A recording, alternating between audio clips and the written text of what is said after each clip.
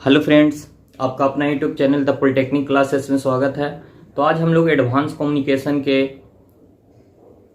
एक टॉपिक के बारे में बात करेंगे और वो है हमारा इंफॉर्मेशन थ्योरी, जो कि छूटा हुआ था। तो मैं बता दूं, ये जो इंफॉर्मेशन थ्योरी है, यहाँ से 2-3 टॉपिक से आपके क्वेश्चंस आते हैं। जैसे आपका डिस्क्रीट चैनल, फिर चैनल कैपेसिटी और हटले शैनन लॉ है, उससे एक दो क्वेश्चंस आते हैं जो कि न्यूमेरिकल से पॉइंट ऑफ व्यू और हटले शैनन लॉ लिखने के लिए भी शॉर्ट नोट में आता है। चलिए आइए उसके बारे में आज हम लोग जानेंगे। तो 6 सेमेस्टर एडवांस कम्युनिकेशन में अभी तक जो कुछ भी आप लोग को बताया गया है उसको आप लोग जरूर देख लीजिएगा, खास करके सैटेलाइट और रडार से रिलेटेड जो इक्वेशंस है वो, और एक वेव प्रोपगेशन में स्कीप डिस्टेंस है, और वहां से एक आता है रेंज का इक्वेशन निकालने के लिए जो कि बताया हुआ है। तो आप लोग जो 5th सेमेस्टर का रेडियो एंड टेलीकम्युनिकेशन प्लेलिस्ट है उसमें जाकर के वेव प्रोपगेशन का सारा वीडियो आप लोग को वहां पे मिल जाएगा। तो वो भी आपके लिए इंपॉर्टेंट है, जैसे स्काई वेव, स्पेस वेव और स्काई स्पेस वेव, और एक होता है सरफेस वेव प्रोपगेशन। तो ये सारा बहुत ही इंपॉर्टेंट है। फिर आइनोस्फेयर लेयर के बारे में, तो ये सारी चीजें आप लोग को वहां पे मिल जाएंगी। उसके साथ साथ मैं बता दूं, ये जो एडवांस कम्युनिकेशन है, यहाँ पे न्यूमेरिकल क्वेश्चंस आते हैं जो कि आप लोगों को 4th semester basic communication system में जो FM और AM में हम लोगों ने जो न्यूमेरिकल बेस्ड क्वेश्चंस देखा था वो आते हैं। तो वो आप लोग कुछ करें या ना करें, कम से कम जो आपका VK में था उसमें देखिएगा एक रेडियो एंड टेलीकम्युनिकेशन का आपका चैप्टर है, जिसमें आपका कम्युनिकेशन सिस्टम से रिलेटेड AM और FM से रिलेटेड बहुत सारे न्यूमेरिकल प्रॉब्लम है, लगभग 5-6 होंगे। तो वो आप जरूर एक बार रिवीजन कर लीजिएगा एग्जाम में जाने से पहले। उसको 1-2 बार रिवीजन कर लीजिए और उसको बनाने के लिए आप लोग एकदम सीख जाइए। उसको याद नहीं कीजिए, उसको सीख जाइए। बनाने का फॉर्मूला बेस्ड है, एकदम इजी वे में है, मैंने क्लासरूम में भी बताया है। तो उसको आप लोग जरूर कर लीजिएगा क्योंकि वो सब क्वेश्चंस वहां पे आते हैं। उसके साथ साथ इधर रडार हो गया, सैटेलाइट हो गया। रडार सैटेलाइट का पूरा आपको सही ढंग से उसको आना चाहिए, मैंने वीडियो के माध्यम से भी बताया और ऐसे क्लासरूम में भी मैंने बताया है। तो उसको अच्छे से आप लोग कर लीजिएगा। फिर आपका एक सेक्शन है माइक्रोवेव। तो वो माइक्रोवेव से भी देखिएगा आप लोग, प्रीवियस ईयर क्वेश्चंस में माइक्रोवेव से क्वेश्चंस भी एडवांस कम्युनिकेशन सिस्टम में पूछ दिए जाते हैं। तो जो भी क्वेश्चंस देखिएगा जो प्रीवियस ईयर में माइक्रोवेव से पूछा हुआ है, कम से कम वो वाला क्वेश्चंस आप लोग पढ़ करके जरूर एग्जाम देने जाइएगा, क्योंकि एग्जाम देने जाइएगा वहां पे वो क्वेश्चन आ जाएगा तो आप कहिएगा कि सर ये तो माइक्रोवेव का क्वेश्चन यहाँ आ गया। तो ये मैं बता दे रहा हूं कि ये जो आपका एडवांस कम्युनिकेशन सिस्टम है, ये आप नहीं सोचिए कि जो आपका सिलेबस में दिया हुआ है उसी टॉपिक्स में से आपको आएगा। ये पूरा वाइडली एरिया है। आपका 4th सेमेस्टर जो बेसिक कम्युनिकेशन है, 5th semester radio and telecommunication है, उसके बाद आपका 6th सेमेस्टर में जो माइक्रोवेव है, और फिर उसके बाद जो आपका 6th सेमेस्टर में मॉडर्न कम्युनिकेशन सिस्टम में जो कुछ भी पढ़ना है, जैसे सेलुलर मोबाइल कम्युनिकेशन, ये सब जो है आपका, वो सारा चीज यहाँ पे आपको पूछता है। तो इसका देखिए, मैं यही कहूंगा कि आप लोग कभी भी ये ना सोचें कि इससे थ्योरी आएगा या न्यूमेरिकल आएगा। आप लोग को देखिए क्वेश्चंस क्या आएंगे ये तो नहीं पता किसी को, लेकिन इतने जरूर पता है कि जो आएगा वो प्रीवियस ईयर का ही आएगा। तो जो कुछ भी आपको प्रीवियस ईयर का क्वेश्चन दिया गया है, मैं आप लोगों से बार बार कहता हूं कि कभी भी रटने का भूल ना कीजिएगा। हाँ, रट्टा अगर आपको याद नहीं होता, आपको याद करने से याद होता है तो याद करिए, लेकिन एक बार उसको लिख करके जरूर प्रैक्टिस कीजिए। एक बार नहीं, 2 बार 3 बार लिख करके प्रैक्टिस कीजिए। इस तरह से प्रैक्टिस कीजिए कि जहां कहीं भी टॉपिक मन में याद आ रहा है, तुरंत पेपर ऊपर रखा हुआ है, उठाइए पेन और लिखना स्टार्ट कर दीजिए उसी पे। तो हर एक टॉपिक को जब आप लिख करके 2-3 बार प्रैक्टिस कर लीजिएगा तो वो आप कभी भी नहीं भूलिएगा। क्या होता है, मेन प्रॉब्लम ये होता है, रट्टा मार लेते हैं, एग्जाम देने जाते हैं, वहां पेपर लिखते समय क्वेश्चन का आंसर भूल जाते हैं। लेकिन जब उसको आप लोग लिख करके प्रैक्टिस कीजिएगा तो श्योरली आपको ये खुद से अनुभव हो जाएगा। आप 2-3 बार प्रैक्टिस करके देखिए, आपको ये खुद से कंफर्मेशन होने लगेगा कि हाँ, मैंने जो पढ़ा वो मुझे 100% श्योर हैं कि अगर ये क्वेश्चंस आएंगे तो इसका आंसर हम लोग दे पाएंगे। और देखिए अब आप लोग 6 सेमेस्टर का स्टूडेंट है, आपके पास एक्सपीरियंस है 5th सेमेस्टर का, एग्जाम पैटर्न लिखने का, किस तरह से आप लोगों ने लिखा, तो ये सारी बातों को ध्यान में रखते हुए उसका यूटिलाइज कीजिए। और अभी के समय में ही डेली कम से कम एक क्वेश्चन पेपर कोई भी सब्जेक्ट का हो उसको 3 घंटे के आवर में लिख करके प्रैक्टिस सोल्व करने का जरूर कोशिश कीजिए। इससे क्या होगा, आपका टाइम मेंटेन रहेगा और ये आदत हो जाएगा 3 घंटे में पेपर सोल्व करने का। उसको किस तरह से हम लोग 3 घंटे में कवर करते हैं 4 नंबर 6 नंबर को, वो आपको एक प्रैक्टिस हो जाएगा। और इसके साथ साथ आपका प्रीवियस ईयर क्वेश्चंस का सॉल्यूशन भी निकल जाएगा। तो आप लोग को डेली कम से कम 3 घंटा अपने लिए एक प्रीवियस ईयर क्वेश्चन को सोल्व करना चाहिए। और जो भी दिक्कत आता है, प्रॉब्लम आता है, आप लोग बताइए, शेयर कीजिए, उसका आप लोग को सॉल्यूशन दिया जाएगा। तो चलिए आइए आज के टॉपिक इंफॉर्मेशन थ्योरी पे हम लोग आते हैं।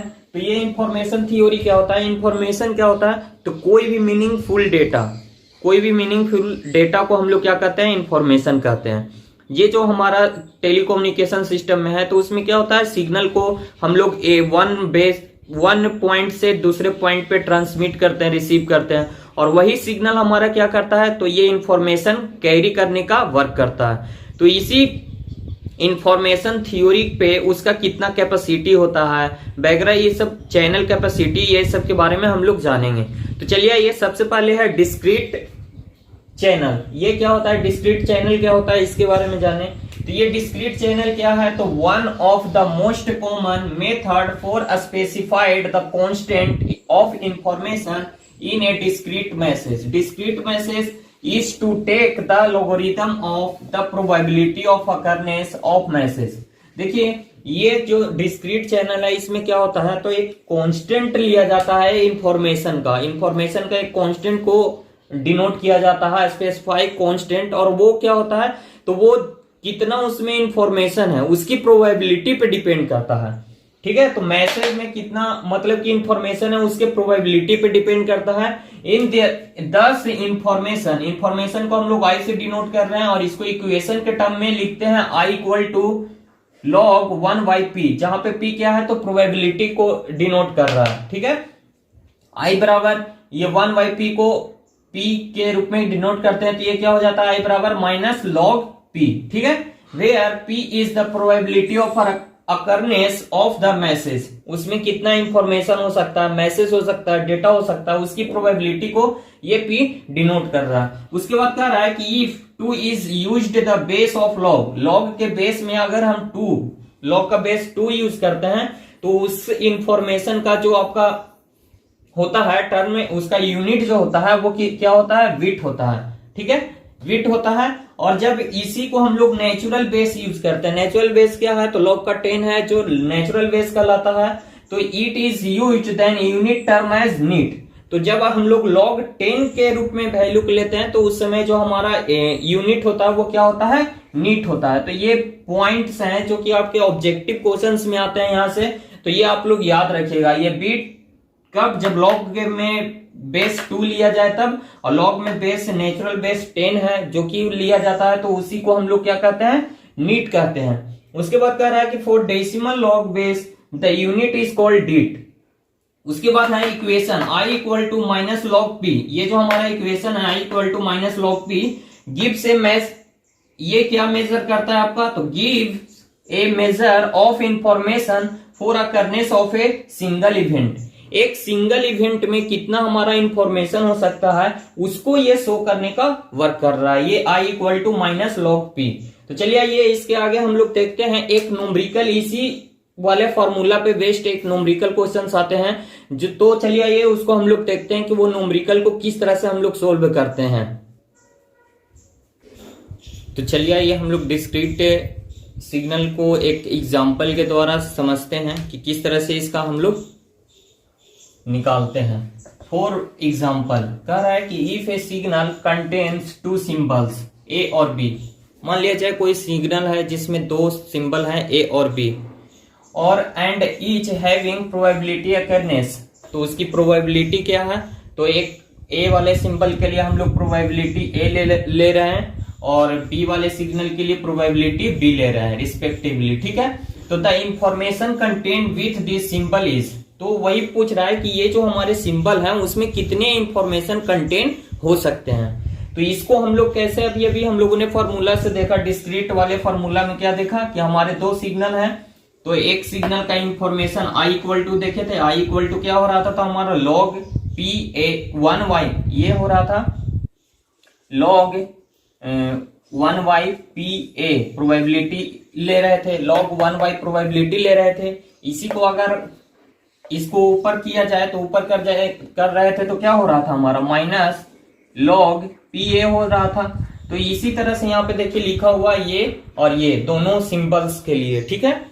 उसके बाद हमारा क्या है, तो कह रहा है कि average information rate of entropy, जो हमारा एवरेज इंफॉर्मेशन, जैसे ये दो सिंबल का हमारा इंफॉर्मेशन था, तो इसका अगर एवरेज हम निकालें तो एवरेज निकालने के लिए उसको हम लोग क्या कहते हैं, एंट्रोपी कहते हैं। उसी को एवरेज इंफॉर्मेशन रेट को हम लोग क्या नाम से जानते हैं, तो एंट्रोपी के नाम से जानते हैं, और उसको एच से डिनोट करते हैं। ऑफ द मैसेज में बी डिफाइंड एट, तो हम लोग इसको कैसे डिफाइन करते हैं, तो इसको इस तरह से डिफाइन करते हैं, एच इक्वल टू, अगर दो सिंबल्स हैं तो दो सिंबल्स के लिए देखिए ये लिखा हुआ है, तो कुछ नहीं, जो फर्स्ट सिंबल है वो और उसके बाद सेकंड सिंबल उसको लिख देते हैं। तो जैसे यहाँ पे हमारा क्या था, तो माइनस लॉग का बेस 2 पी ए था, तो यहाँ पे देखिए माइनस पी ए जो हमारा प्रोबेबिलिटी है, प्रोबेबिलिटी से इसमें मल्टीप्लाई आगे हो जाता है और उसके बाद इसको हम लोग लिख देते हैं। तो जैसे ये पी ए प्रोबेबिलिटी से मल्टीप्लाई हो गया और उसके बाद लॉग बेस 2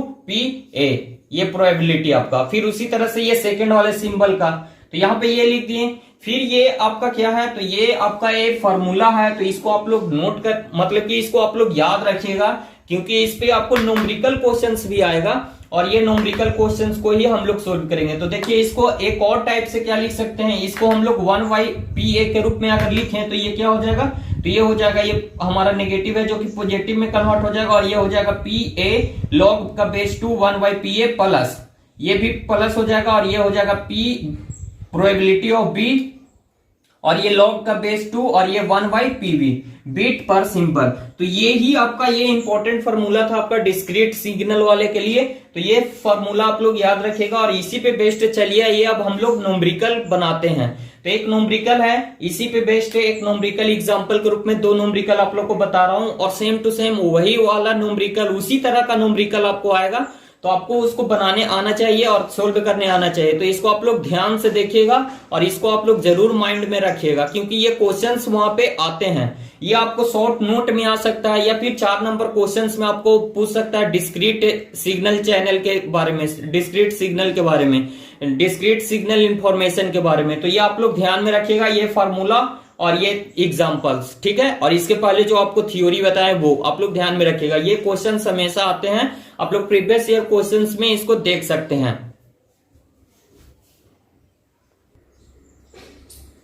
तो चलिए आइए हम लोग इस पे बेस्ड न्यूमेरिकल देखते हैं।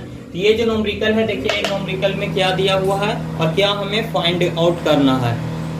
तो ये फाइंड आउट क्या करना है, तो ये दिया हुआ है क्वेश्चंस में, क्या दिया हुआ है, तो ये सोर्स प्रोड्यूस 3 सिंबल, कह रहा है कि कोई सोर्स है जो कि 3 सिंबल्स को प्रोड्यूस कर रहा है, एबीसी से डिनोट किया गया विथ प्रोबेबिलिटी। इसकी प्रोबेबिलिटी दी हुई है, प्रोबेबिलिटी ऑफ ए 1/2 और प्रोबेबिलिटी ऑफ बी 1/4 और प्रोबेबिलिटी ऑफ सी 1/4। तो डिटरमाइन द सोर्स एंट्रोपी, और इसके सोर्स एंट्रोपी को डिटरमाइन करना है। तो अभी हम लोगों ने इससे पहले क्या देखा, तो 2 सिंबल्स के लिए फॉर्मूला देखा था। तो जो फॉर्मूला क्या था, तो यही था हमारा, ये फॉर्मूला था। तो चलिए ये इसी फॉर्मूले पे हम लोग इसको पुट करते हैं। तो एच बराबर क्या हो जाएगा, तो यहाँ पे देखिए ये फॉर्मूला भी आप लोग लिख करके और इसको बनाइएगा। मैं यहाँ पे फॉर्मूला लिखा हुआ है इसलिए डायरेक्ट इसमें वैल्यू पुट कर रहा हूं। तो यहाँ पे देखिए पी ए, ये जो हमारा पी ए है वो कितना है, तो प्रोबेबिलिटी ऑफ ए, ये का प्रोबेबिलिटी ऑफ कितना है, तो ये 1/2 है, तो 1/2 लिख दे रहा हूं। उसके बाद लॉग का बेस 2 है, तो लॉग का बेस 2 लिख दे रहा हूं। उसके बाद 1y, ध्यान दीजिएगा क्या लिखा हुआ है, तो 1y प्रोबेबिलिटी ऑफ ए, तो प्रोबेबिलिटी 1y प्रोबेबिलिटी ऑफ ए क्या है, तो 1/2, इसको ध्यान दीजिएगा। और उसके बाद फिर है प्लस दे रहे हैं प्रोबेबिलिटी ऑफ बी, तो प्रोबेबिलिटी ऑफ बी है 1/4, ठीक है। उसके बाद log base 2 into 1/, probability of B, तो प्रोबेबिलिटी ऑफ बी कितना है, तो 1/4। तो इस तरह से ये हो गया। फिर उसके बाद यहाँ पे 2 सिंबल्स के लिए दिया हुआ था, यहाँ 3 सिंबल्स है, तो कुछ नहीं, ये फर्स्ट हो गया, सेकंड हो गया, थर्ड के लिए फिर से प्लस दीजिए, और थर्ड का प्रोबेबिलिटी कितना है, तो 1/4, इसका भी है 1/4 हो गया, लॉग बेस 2 हो गया, और उसके बाद 1 प्रोबेबिलिटी सी, तो 1/4 इसका भी हो जाएगा। तो इस तरह से ये हो गया। अब इसको आप लोग कुछ नहीं करना है, कैलकुलेटर आपके पास मौजूद है, कैलकुलेटर में इसको डालिए और इसका निकालिए। तो इस तरह से आप इसको निकालिएगा तो क्या आएगा, ये आएगा, इसको कैलकुलेट कर लीजिएगा, और कैलकुलेट करने के बाद जो आएगा वही आंसर हो जाएगा आपका।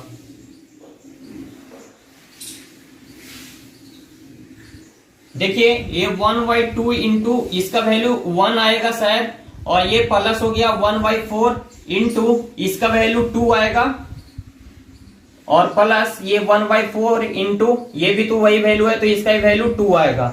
और इसको इस तरह से सोल्व कीजिएगा तो ये देखिए क्या हो जाएगा, 1/2 प्लस ये 2 से 2 कैंसिल, तो ये 1/2 प्लस ये 2 से 2 कैंसिल, तो ये हो जाएगा 1/2। तो ये देखिए 1/2 ऐड करेंगे तो 1 हो जाएगा, और प्लस 1/2 हो जाएगा। तो इसको आप सिंप्लीफाई करिएगा तो ये 2 हो गया, 2 + 1 बराबर 3/2 बीट पर सिंबल। तो इस तरह से इसको हम लोग सोल्व करते हैं। तो सेम टू सेम इसी तरह से आप लोग को क्या आएगा, क्वेश्चंस आएगा। तो इसको आप लोग मिस नहीं कीजिएगा, 4 नंबर में आ जाता है तो ठीक है, और नहीं तो ये आपको 6 नंबर में न्यूमेरिकल देखने को मिलेगा।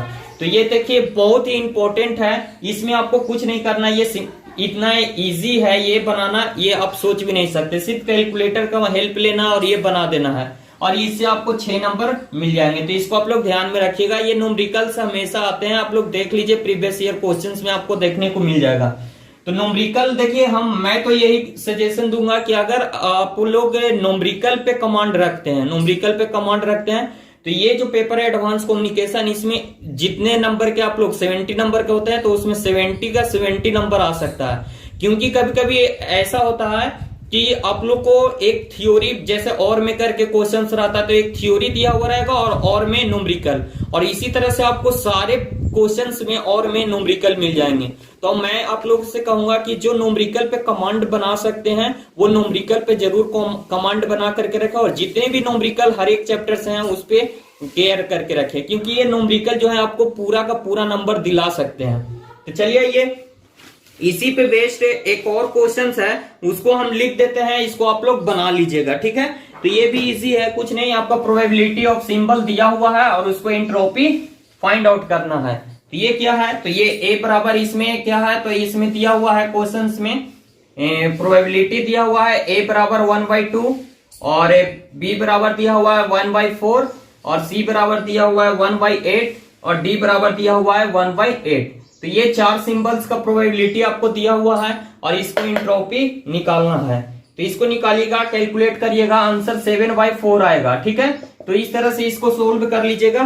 चलिए आइए अब हम लोग अगला टॉपिक इसी वाले में चैनल कैपेसिटी के बारे में जाने, जो कि बहुत ही मोस्ट इंपॉर्टेंट है। चैनल कैपेसिटी से भी आपका शॉर्ट नोट लिखने को आता है कि चैनल कैपेसिटी क्या होता है, या फिर 4 नंबर में आता है कि व्हाट इज चैनल कैपेसिटी और डिफाइन इट। तो चलिए ये चैनल कैपेसिटी के बारे में जानते हैं। तो चलिए आइए हम लोग जानते हैं चैनल कैपेसिटी के बारे में। चैनल कैपेसिटी क्या होता है, तो चैनल कैपेसिटी नाम से ही पता चल रहा है कि चैनल की कैपेसिटी को डिनोट करेगा। तो मैक्सिमम से मैक्सिमम डेटा को पास करने की जो कैपेसिटी होती है चैनल की, उसको हम लोग चैनल कैपेसिटी कहते हैं। चलिए ये देखते हैं चैनल कैपेसिटी क्या है। तो the capacity of a channel is defined as maximum data rate.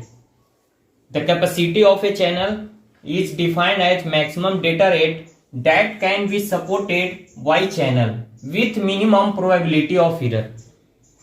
Maximum data से डेटा रेट जो कि उस चैनल क्या कर सकता है, सपोर्ट कर सकता है मिनिमम प्रोबेबिलिटी ऑफ एरर। जो हमारा एरर होने का चांस है वो मिनिमम प्रोबेबिलिटी हो, और वो मैक्सिमम से मैक्सिमम डेटा को सपोर्ट कर सकता है ट्रांसमिट करने का, तो उसको हम लोग क्या कहते हैं, उसी को हम लोग कहते हैं चैनल कैपेसिटी। इसको एक और शब्दों में कह सकते हैं the ability of a channel to transmit information may be measured in term of numbers of bit of the information which it can transmit unit of time। कह रहा है कि कोई एक यूनिट टाइम ड्यूरेशन में, कोई एक time duration, unit time duration में जो मैक्सिमम से maximum information number of bits में ट्रांसमिट कर सकता है, उसी को हम लोग क्या कहते हैं, तो चैनल कैपेसिटी कर सकते हैं।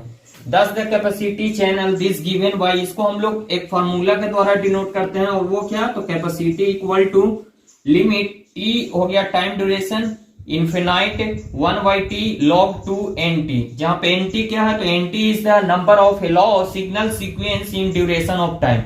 तो इस तरह से ये आपका चैनल कैपेसिटी है, इसके बारे में आपको आएगा तो शॉर्ट नोट लिखने के लिए आएगा, तो इसको आप लोग ध्यान रखिएगा, ठीक है।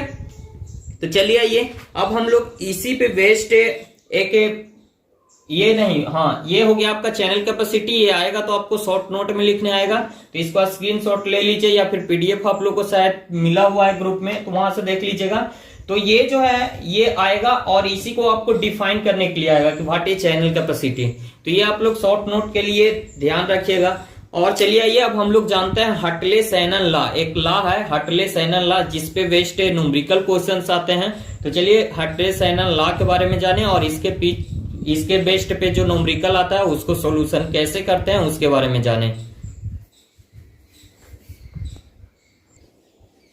तो चलिए आइए हम लोग देखते हैं हटले-सैनन लॉ। हटले-सैनन लॉ क्या होता है, तो ये rate of information transmission through a channel distributed while noise is channel capacity bits पर सेकेंड। कह रहा कि जो हमारा रेट ऑफ इंफॉर्मेशन है ट्रांसमिशन का किसी चैनल के थ्रू, जब हम लोग के इंफॉर्मेशन को ट्रांसमिट करते हैं तो उसका जो रेट है वो नॉइज के रिस्पेक्ट में जब लिया जाता है, नॉइज के रिस्पेक्ट में जब उसको हम लोग लेते हैं, उसके बैंडविड्थ को लेते हैं, उसके चैनल कैपेसिटी को लेते हैं, तो उसी को हम लोग क्या कहते हैं, हटले-सैनन लॉ कहते हैं, ठीक है। तो यहाँ पे ये जो C है वो क्या है, कैपेसिटी जो है हमारा वो किस में होता है, तो बिट्स पर सेकेंड में होता है, ठीक है। यहाँ पे चैनल कैपेसिटी हटले-सैनन में किस में लेते हैं, तो बिट्स पर सेकेंड में लेते हैं, ठीक है।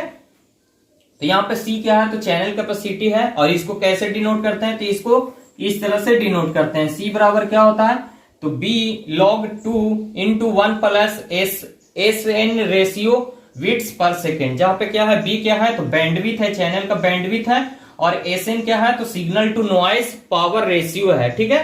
तो इस तरह से ये हमारा हटले-सैनन लॉ है, और इसी वाले को हम लोग, ये जो हमारा मिला ये चैनल कैपेसिटी बराबर जो ये जो फॉर्मूला मिला, इसी को हम लोग क्या कहते हैं, हटले-सैनन लॉ का ये फॉर्मूला है, ठीक है। तो इसको आप लोग याद रखिएगा। अब चलिए ये इसी फॉर्मूला बेस्ड पे एक न्यूमेरिकल है जो कि इंपॉर्टेंट है, तो आइए उसको जानते हैं कि किस तरह से हम लोग इस न्यूमेरिकल को सोल्व करते हैं।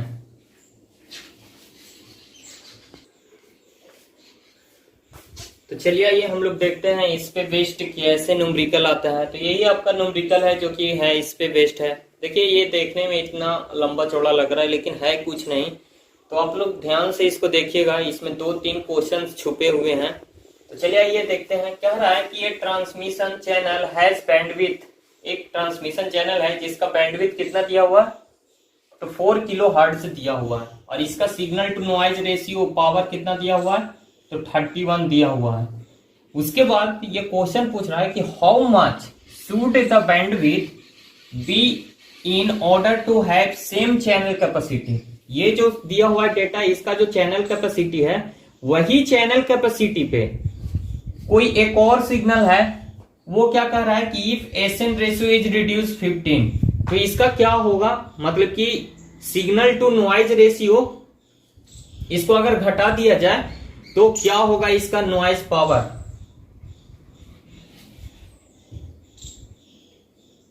क्या कह रहा है, a transmission channel has bandwidth of 4 kilo hertz. तो यहां पे क्या दिया हुआ है, ट्रांसमिशन चैनल बैंडविड्थ, तो बैंडविड्थ बराबर क्या है, तो 4 किलो हर्ट्ज दिया हुआ है, ठीक है। एंड हमारा signal to noise power ratio कितना दिया हुआ है, 31 दिया हुआ है, ठीक है। तो ये देखिए, तो इससे हम लोग क्या निकाल सकते हैं, चैनल कैपेसिटी निकाल सकते हैं। तो चैनल कैपेसिटी निकालिए, तो चैनल कैपेसिटी बराबर फॉर्मूला है बी लॉग का base 2 into 1 plus signal to noise power ratio. तो B बराबर कितना है, तो B बराबर 4 किलो हर्ट्ज है। तो इसको 4 किलो हर्ट्ज को, ये हो गया 4 किलो हर्ट्ज, ठीक है, ये 4 किलो हर्ट्ज हो गया। और ये कितना है, तो ये log base two 1 plus signal to noise power ratio कितना है 31। तो ये हो गया 4 लॉग बेस 2 इंटू 32। इसको सोल्व कीजिएगा तो इसका आ जाएगा आपको कितना आ जाएगा, तो 20।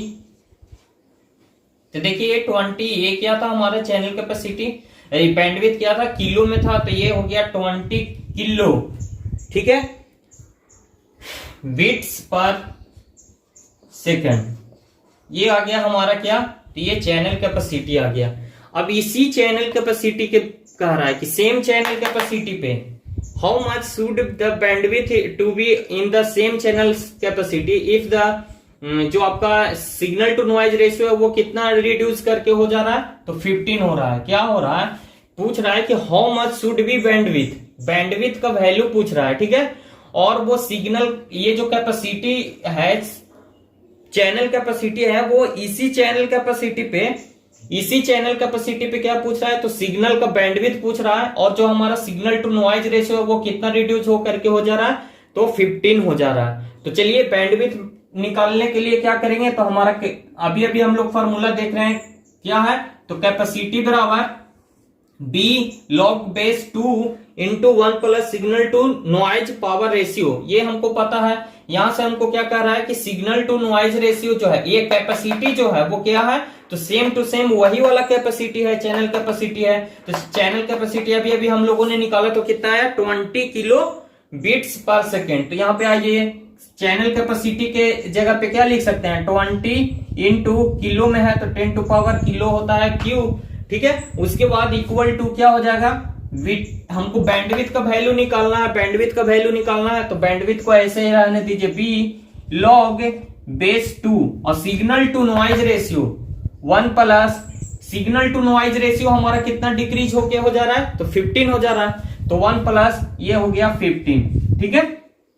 अब यहाँ पे आइए, यहां से हम लोग को क्या निकालना है, तो बैंडविड्थ का वैल्यू निकालना है। तो बैंडविड्थ का वैल्यू यहां से निकालेंगे तो देखिए क्या करना पड़ेगा, ये हो जाएगा 20 इंटू 10 टू पावर क्यूब बराबर वी लॉग बेस 2 इंटू ये हो जाएगा 16, 15 और प्लस 1 16। इसको 2 के पावर में लिखिए, 20 इंटू 10 टू पावर क्यूब बराबर बी लॉग बेस 2 के पावर, इसको कितना लिख सकते हैं, तो 2 गुना 2 गुना 2 गुना 2, 2 दूनी 4 दूनी 8, 8 दूनी 16, 2 के पावर कितना लिख सकते हैं, 4 लिख सकते हैं, 2 के पावर 4 लिख सकते हैं इसको। उसके बाद 2 के पावर 4 लिख सकते हैं इसको। अगर लॉग के फॉर्म, ये जो है पावर के फॉर्म में है, इसको एंटी लॉग में कन्वर्ट करेंगे तो क्या हो जाएगा, b इसको लिख सकते हैं 4 लॉग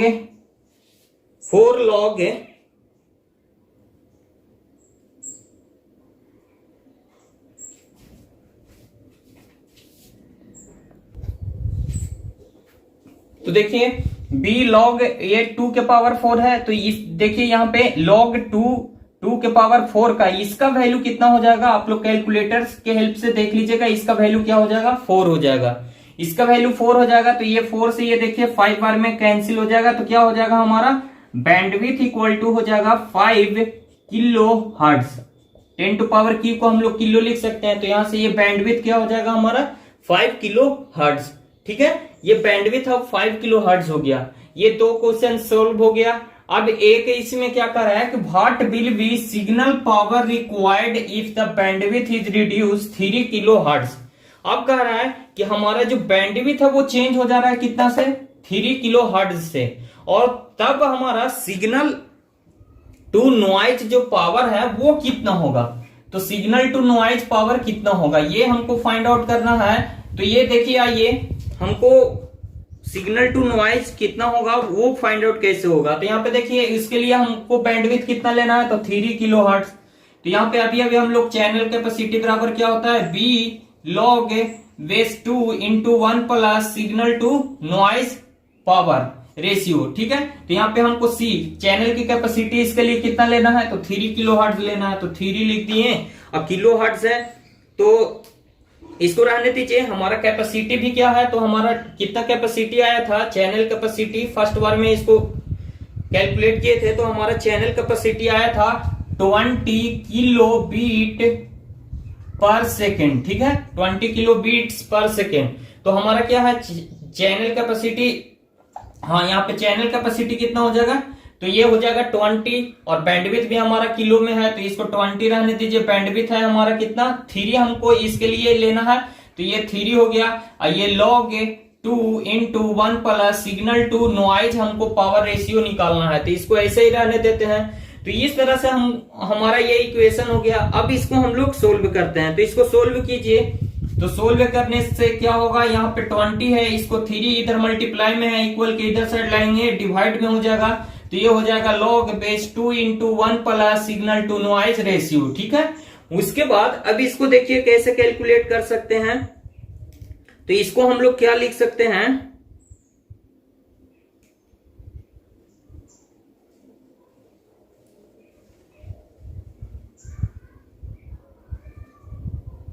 देखिए ये जो log है, log को अगर इधर साइड लाते हैं तो क्या हो जाएगा,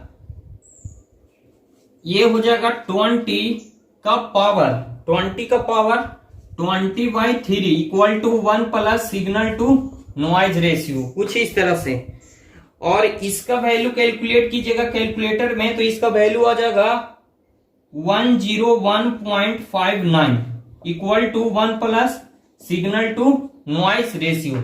अब यहाँ पे signal to noise ratio equal to कितना हो जाएगा, तो signal to noise ratio equal to हो जाएगा, ये 1 माइनस इधर में हो जाएगा, तो 10159 माइनस 1 इक्वल टू क्या हो जाएगा 100.59। तो ये हो जाएगा इसका वैल्यू। तो इस तरह से हम लोगों ने channel heartless and channel loss से जो ये न्यूमेरिकल्स आते हैं इसको हम लोगों ने देखा। तो ये आपका इंपॉर्टेंट यही हमारा था क्या, इंफॉर्मेशन थ्योरी। तो इस तरह से हमारा इंफॉर्मेशन थ्योरी भी समाप्त हुआ। तो आप लोग जितना ज्यादा अभी प्रैक्टिस करिएगा उतना ज्यादा आपके लोग के लिए फायदामंद है। तो आप लोग प्रैक्टिस करते रहिए, और कोई भी प्रॉब्लम हो तो बताइए, उसका सॉल्यूशन दिया जाएगा। तो आज के लिए इतना ही, अब मिलेंगे हम लोग नेक्स्ट वीडियो में। तो बने रहिए था पॉलिटेक्निक क्लासेस के साथ ज्यादा से ज्यादा इंफॉर्मेशन के लिए।